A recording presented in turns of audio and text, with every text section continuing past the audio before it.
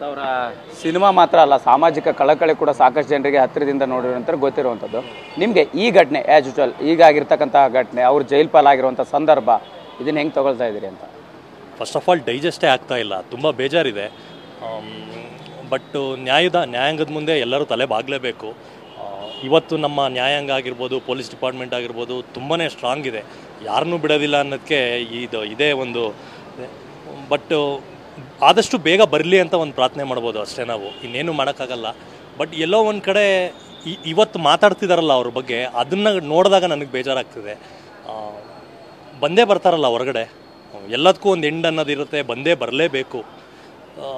So ಬಂದೇ ಬರ್ತಾರೆ ಅಂದಮೇಲೆ ಇನ್ನೇನು ಮುಗೀತು ಅವ್ರದ್ದೆಲ್ಲ, ಇನ್ನೇನು ಬರೋದೇ ಇಲ್ಲ ಅನ್ನೋ ಥರ ಮಾತಾಡ್ತಿರಲ್ಲ, ಅದೆಲ್ಲ ಕೇಳೋಕ್ಕೆ ತುಂಬಾ ಬೇಜಾರಾಗ್ತಿದೆ.